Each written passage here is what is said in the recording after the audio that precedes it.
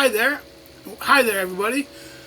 I'm Clifford Bates, and welcome to another session of reading Machiavelli's Discourse. We're continuing our examination of Book 2 of Machiavelli's Discourse. Today we look at Chapter 10. Please forgive the fan. It's still in here because it needs to get air in here. So if there's a little buzzing, please bear with us. This is going to be a chapter 10 looks at money is not the snooze of war, as it is according to the common opinion. In other words, snoo is the reason, the engine of war. Money is not the engine of war. He's saying. A common opinion. Everyone, the idea that it's because of money. Nations do it because of money, wealth.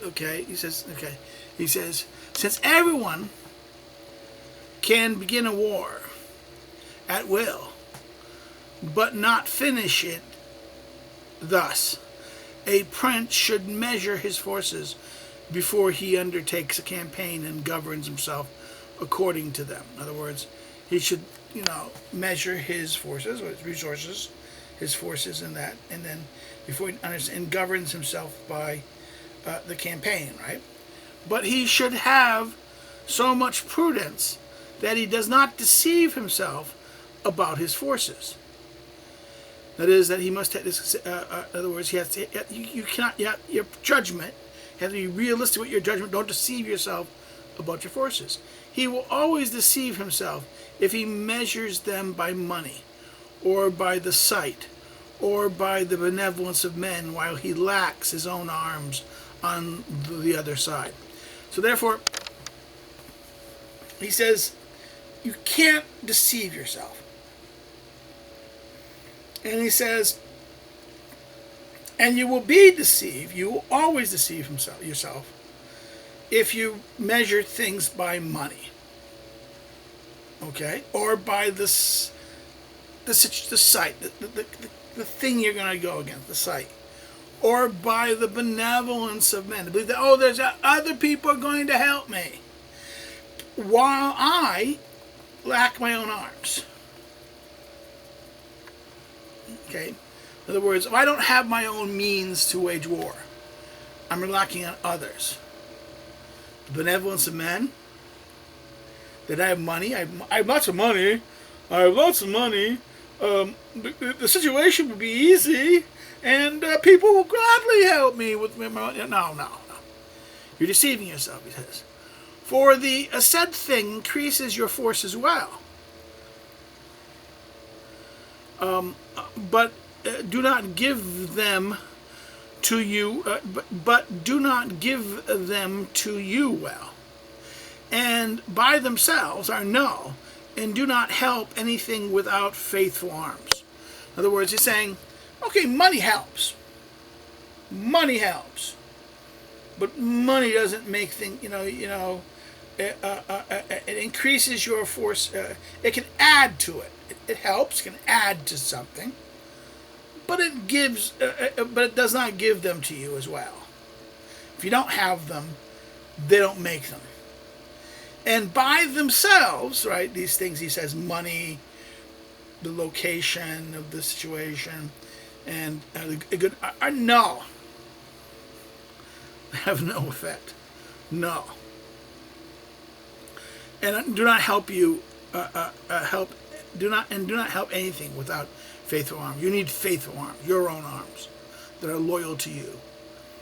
For without these faithful arms, very much money is not enough for you, nor does the strength of the country help you.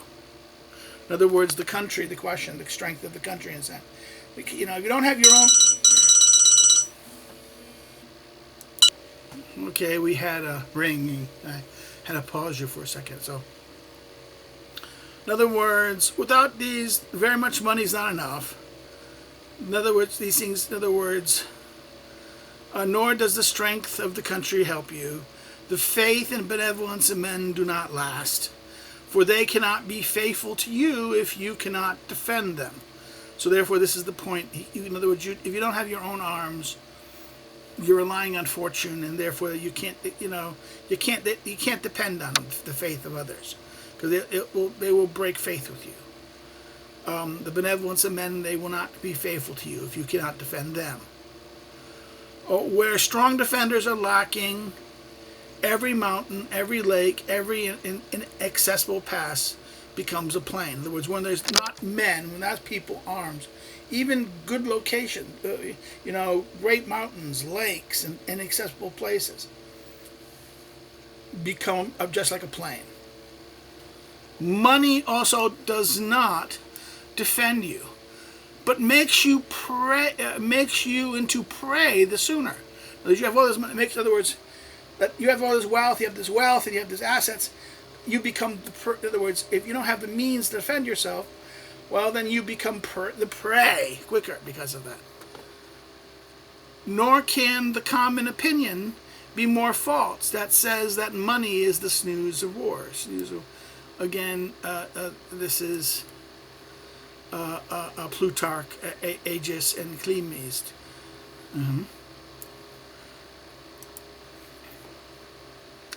This sentence was said by Quintus Curtius in the war that was between Antipater and the Macedonian and the Spartan king, where he narrates that the king of Sparta was necessitated by want of money to fight and was defeated, and that he had deferred the fight and that if he had deferred the fight for a few days, the news of the death of Alexander would have arrived in Greece, whereby he would have remained victor without combat. Right? Again, this is Quintus does not make this statement in his account in volume 4:1 of the war between Antipater and the Spartan king Aegeus III, which took place 8 years before the death of Alexander the Great. Nor does it say Aegeus was compelled to do battle from lack of money. Okay, so therefore, in other words, Machiavelli is not being faithful to the source. He's taking an example from history and altering it for a point. Right? In other words, he's saying that if he had waited, it would have been better. But this is not the exact same thing. The actual reason why he lost was not for this reason. Okay? But since he lacked money and feared that for want of it his army would abandon him, he was constrained to try the fortune of battle. So from this cause, Quintus Curtius affirms that money is the snoo of war. This sentence is cited every day and is followed by princes who are not prudent enough. In other words, this idea, this common misbelief. In other words, what Machiavelli presents here is what he accuses is the common understanding to understand that the question of war. Now, the editor points out that the actual, if you read Quintus Curtius's account of that war, Machiavelli is changing some facts, but this point about that money isn't the cause of the snoo of war, he says that this is the big mistake. For having founded themselves on that, they believe that to defend themselves it is enough to have much treasure, and do not think that if treasure were enough to conquer, then Darius would have conquered Alexander, and the Greeks would have conquered the Romans, as in our time Duke Charles would have conquered the Swiss. And in a few days ago, the Pope and the Florentines together would not have had difficulty in conquering Francesco Maria, the nephew of Pope Julius II, or in the War of Urbano. Right? This is now he's doing something here. In other words, in August 16, the Pope, Medici Pope, deprived Francesco Mira de Ravera, nephew of the preceding Pope Julius II, of the Duchy of Urbano on the grounds that while in the pay of the church he had conspired with the enemies and was complicit in the murder of the Cardinal of Padua. Instead, Leo gave the duchy to his own nephew, Lorenzo de' Medici, whom the prince is dedicated. Francesco, however, returned and recaptured Urbino from the Pope and the Florentines in February 15 and held it until September 1517. So 1517, February to September, right? So therefore, this is the. But all those named above were conquered by those who esteemed not money but good soldiers to be the snoo of wars, the engines of war, the snoos. Okay, this word snoo, like the tissue, the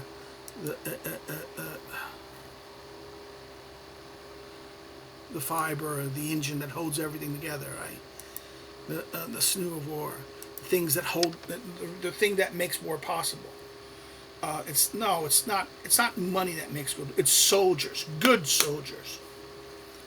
Among the other things that Croesus, king of Lydians, showed to Solon the Athenian was an innumerable treasure. When he asked how his power seemed to him, Solon replied to him that he did not judge him more powerful than that, since war is made with steel and not with gold, and one who has more steel than he had could come and take it away. Okay, this is that famous line that Lucian's play, the Carry On, where Solon asked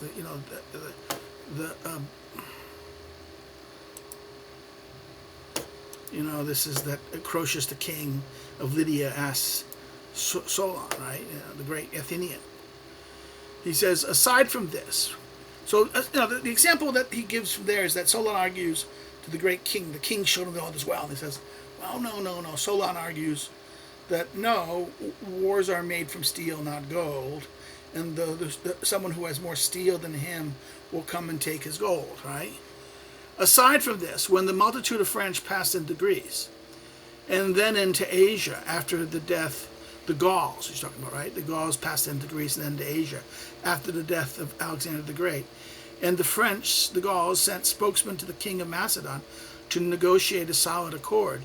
The king showed them very much gold and silver to show his power and terrify them. Whereupon the French, the Gauls, who already held the peace as it were firm, broke it. So much had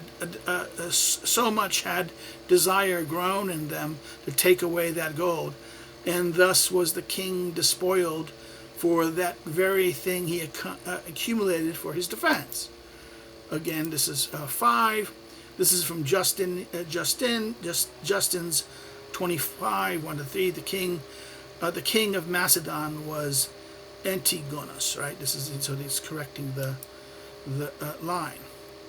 He goes, since the Venetians a few years ago had their treasury filled with the treasure, since they could not be defended by that, they lost their state.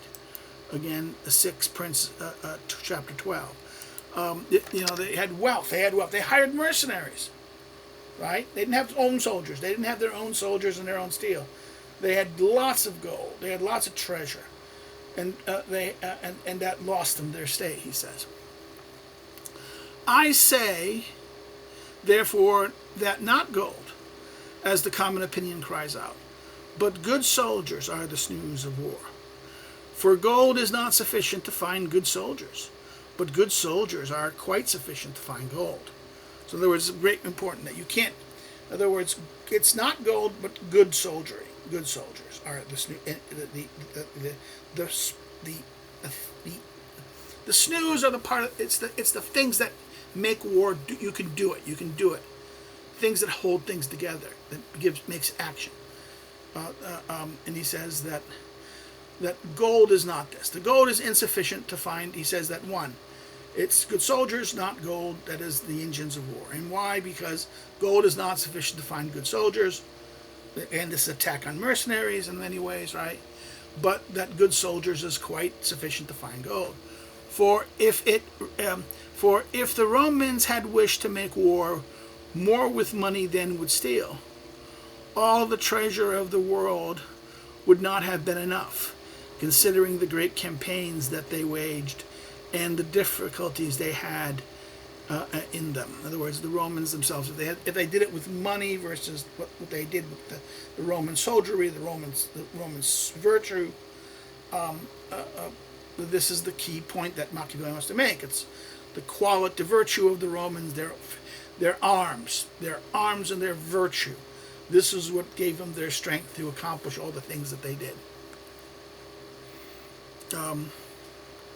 But since they made their wars with steel, they never suffered a dearth for gold, for it was brought to them, even to their camps, by those who feared them.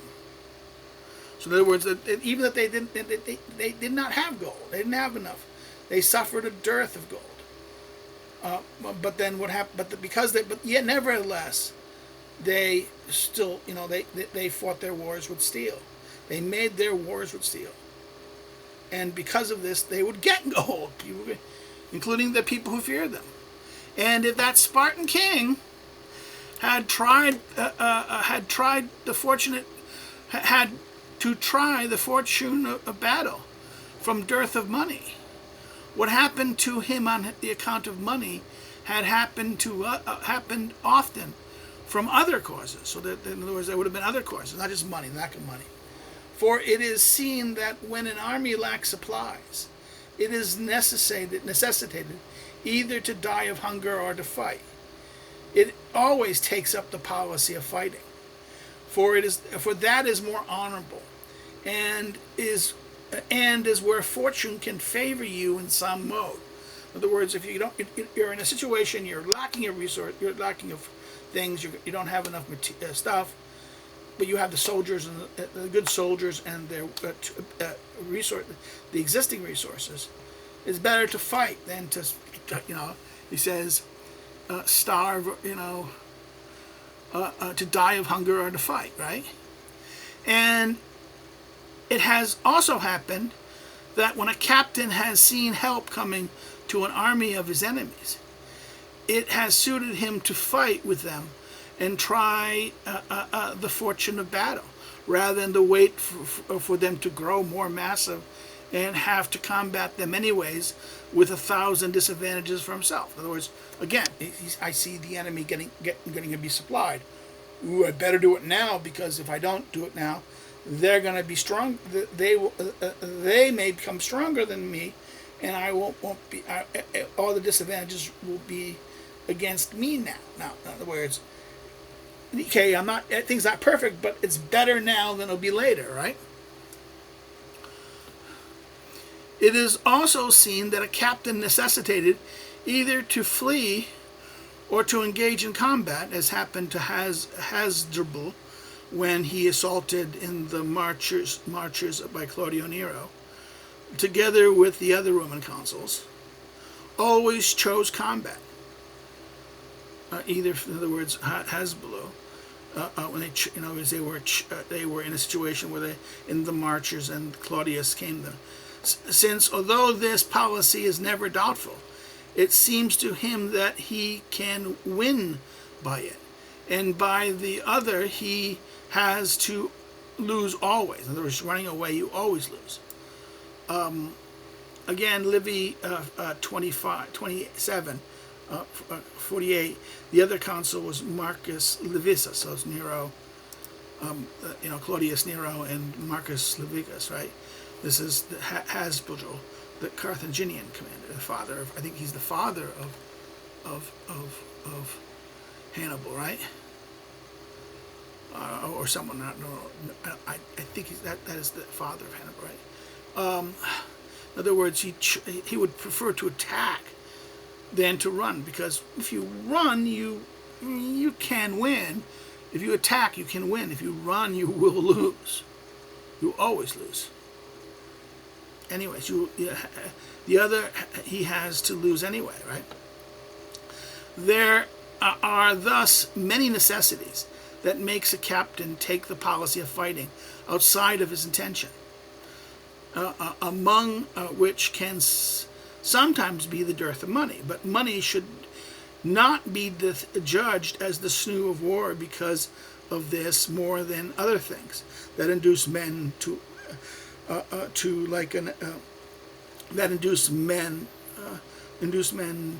like necessity. In other words, yeah, sometimes lack of money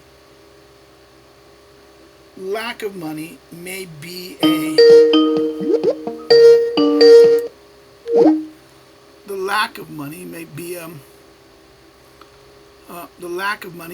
sorry about that interruption, but lack of money may be a cause of war, right? It might be this.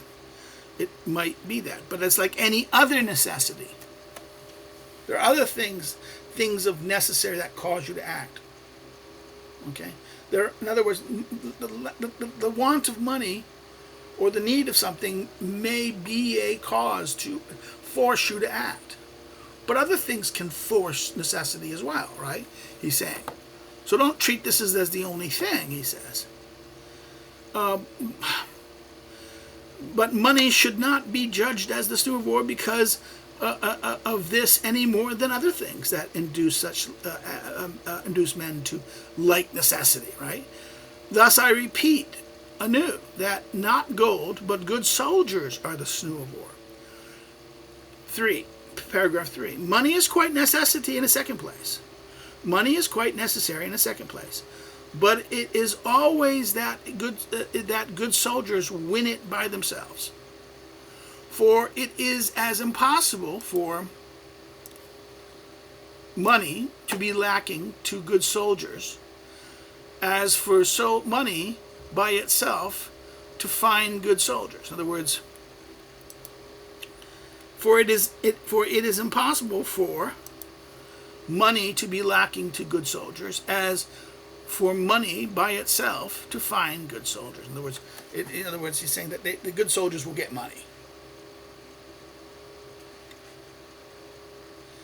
And it's more likely that good money will get you good soldiers.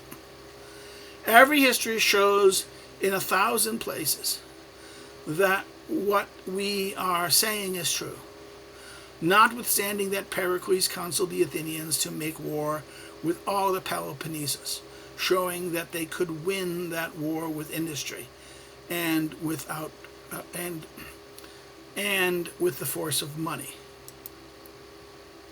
Now, Thucydides sections 143 to 141 to 143, right? This is the strategy of Pericles. Regardless, Pericles, that's an exception. The history has shown 1,000 places about that good soldiers will get money and they will win.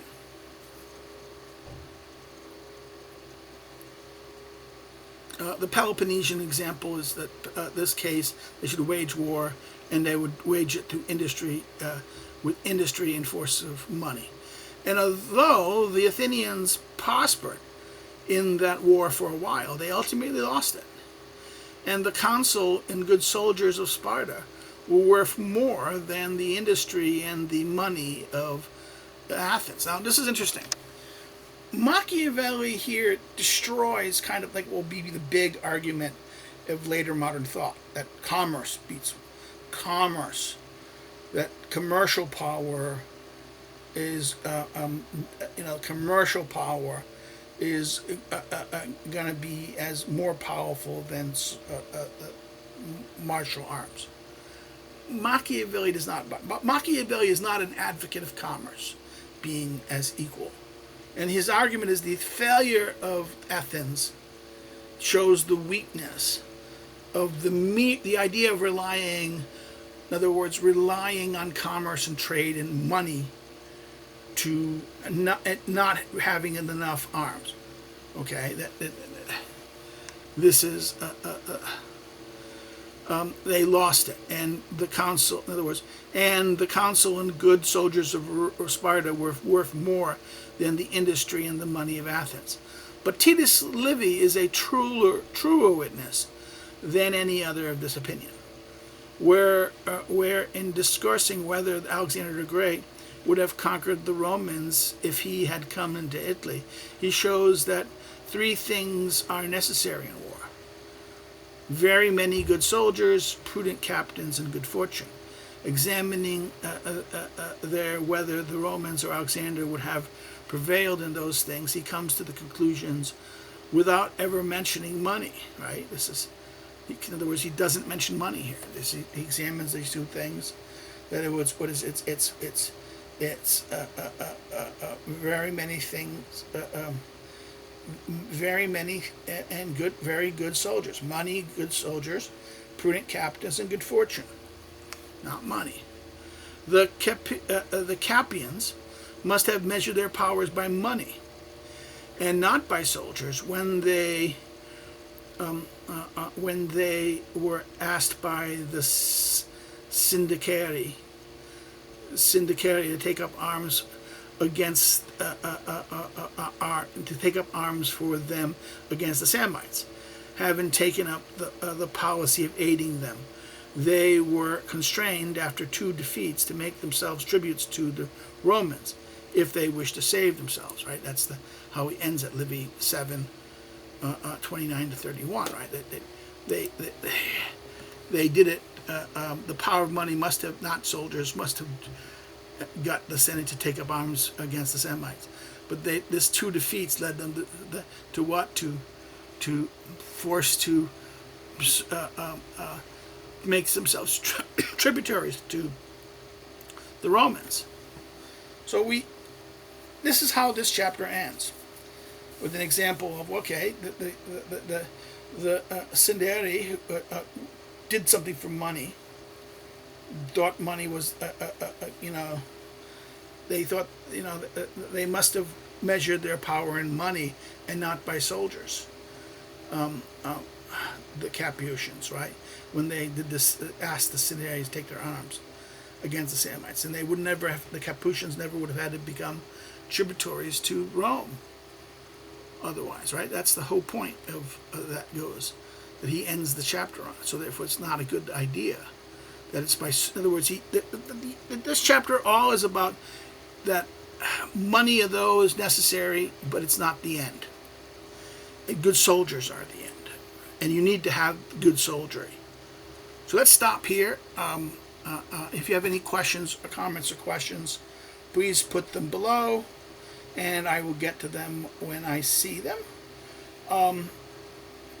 Another thing is, if you like the chapter, hit the like button, because every like helps the algorithm. And if you liked it, share it on your social media, share it with your friends by email, share it far and wide. If you have not subscribed, please subscribe. You get notifications and things like that. But also get other people to come check the channel out. Encourage people to come scope the channel out. Check out the various other video series we've done on different books of we did the 2 runs of the Prince. We did Peloponnesian War by Thucydides. We've done Aristotle's Politics, Aristotle's Ethics, Rousseau's Rousseau's Social Contract, Schmidt articles and Schmidt books. So come check us out. Encourage them to come check us out. Subscribe. Now, commenting, liking, sharing, and this all helps the algorithm, so that when someone is searching for Machiavellian discourse on any alphabet, like on Google or on YouTube, it'll more likely we will come up. Okay, that helps the algorithm. So the more you do that, the more this it helps people find what we do. Now, of course, you didn't like it, you can always thumbs down, but say why in the comments, what I did wrong, what you didn't like. I know some people say the fan. I apologize, but the fan is necessary. Another thing is, you want to follow me on social media. The social media links are below. If you want to know more about me as a scholar, as a researcher, and check out my academic research and check out publications, go check out the academic social media links below, the social media links. And if you want to help me, hold on, my throat.